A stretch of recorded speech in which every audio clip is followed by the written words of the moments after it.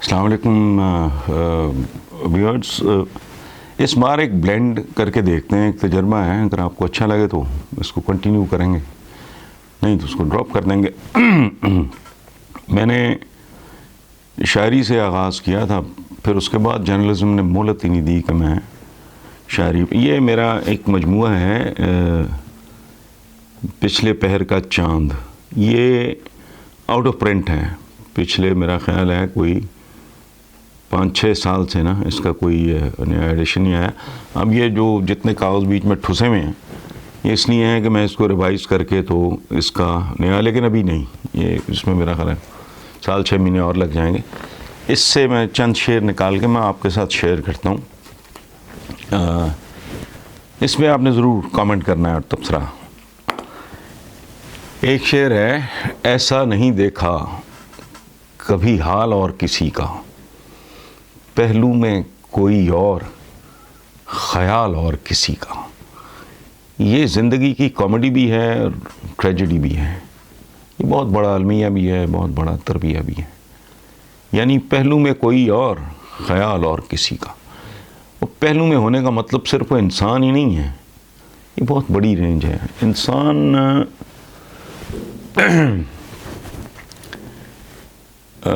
Ultimately اس نتیجے پہ پہنچ جاتے ہیں لوگ کہ زندگی میں آخری حقیقت اور سچائی وہ قناعت ہی ہے, because there is no limit. آدمی جب ایک انکم گروپ سے کے ٹاپ پہ جاتا ہے تو وہ دیکھتا ہے کہ یار میں اگلے انکم گروپ کے تو میں باٹم پہ ہوں. اس کے جب وہ ٹاپ پہ جاتا ہے پتہ لگتا ہے کہ اس سے اگلا جو انکم گروپ ہے اس کے میں باٹم پہ ہوں. تو یہ ریٹ ریس ہے, چوہا دوڑ پیسہ بنانے کی نا. ریٹ ریس کے بارے میں گورے ہی کہتے ہیں کہ even if you win you are still a rat. جیت بھی جاؤ تو چوہوں کی دوڑی جیتی ہے نا. زندگی میں جیتنے کے لیے کچھ اور طرح کی جو ہے وہ ریس پہ توجہ دینی چاہیے. تو یہ جو ہے نا, ایسا نہیں دیکھا کبھی حال اور کسی کا, پہلو میں کوئی اور خیال اور کسی کا. یہ گھر ہے, اچھا پھر اب وہ اس طرح کا گھر ہونا چاہیے. وہ اچھا پھر وہ اس طرح کا ہونا چاہیے. یہ گاڑی ہے اس طرح کی ہونی چاہیے. یہ سارا فوکس جو ہے نا, یہ زندگی کو بنیادی طور پہ یہ کھوکھلا کر دیتا ہے نہیں. یہاں بنیادی ضروریات زندگی میں بالکل قطعاً اس حق میں نہیں ہوں کہ آپ زندگی کو ساغر صدیقی کی طرح یا حبیب جالب کی طرح گزار دیں.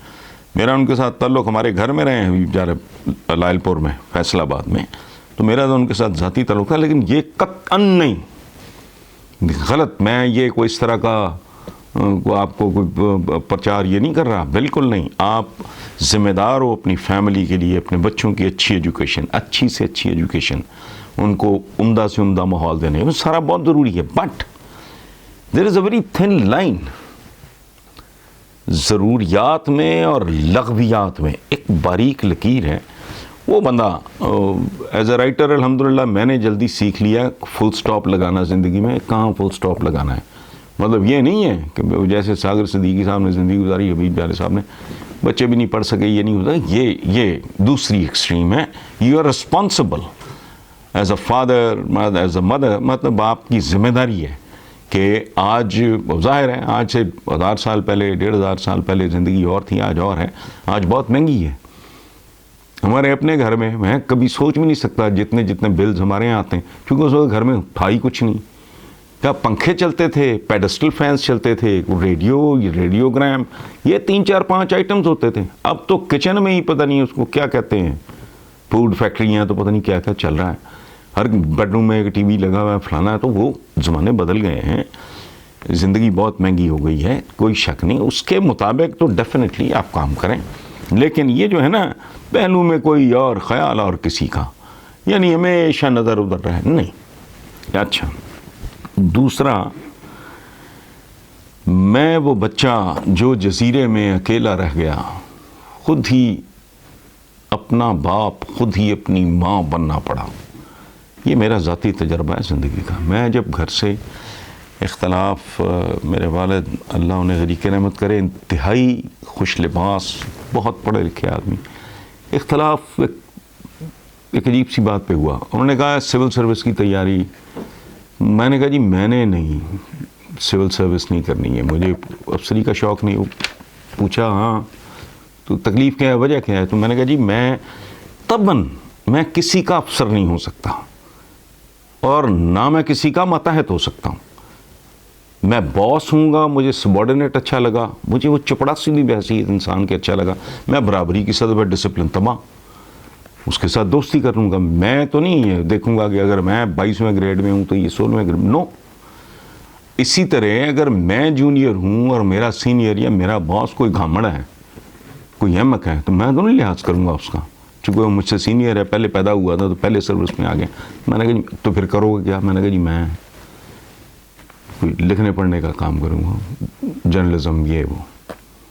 ظاہر ہے وہ جب گھر چھوڑا تو ایک دفعہ 14 طبق میرے روشن ہو گئے تھے, چونکہ متمول ہاسٹل میں بھی گاڑی شاڑی یہ وہ سارا ٹھیک تھا, معاملہ بہت اچھا تھا.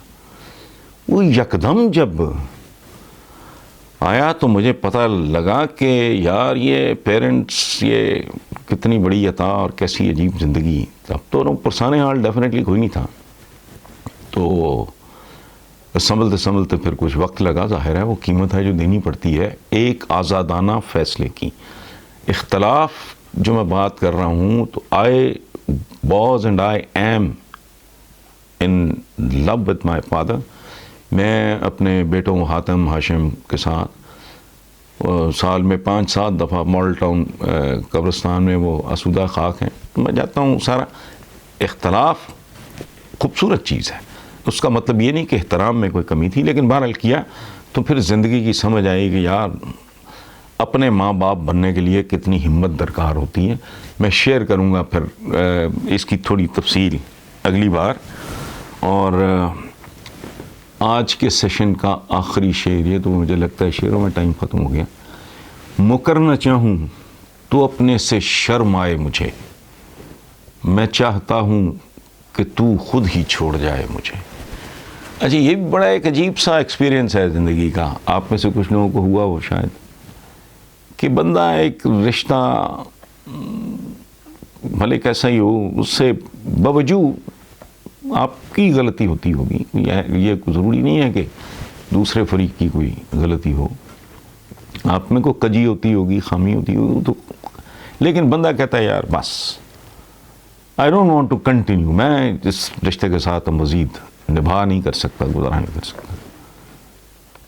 لیکن اگر بندے کے اندر ایک خاص طرح کی وفاداری ہو, اس کی ہمت نہیں پڑتی. یہ اس کیفیت کا شعر ہے کہ یار بس چاہتا تو ہوں, لیکن وہ جو ہے نا, یہ خالد احمد کا ایک شعر مجھے یاد آیا, سبحان اللہ کیا خوبصورت شعر ہے. مرحوم خالد احمد بڑے قریبی تھے عزیز ان کے, احمد ندیم قاسمی مرحوم کے. اب تم مرحوم ہو گئے, کتنے خوبصورت لوگ, شاعری ویران لگتا ہے مجھے سچی بات ان لوگوں کی. نہ قتیل شفائی صاحب ہیں, نہ مرید نیازی صاحب ہیں, نہ بابا ظہیر کاشمیری ہیں, تو کتنے حسین لوگ تھے جو چلے گئے. اب یہ شہر خالی ہے, لیکن بہرحال تو وہ اس پہ وہ خالد احمد مرحوم کا شعر ہے, ترک تعلقات پہ رویا نہ تو نہ میں, لیکن یہ کیا کہ چین سے سویا نہ تو نہ میں. سو یہ زندگی ہے. نیکسٹ ٹائم انشاءاللہ جی.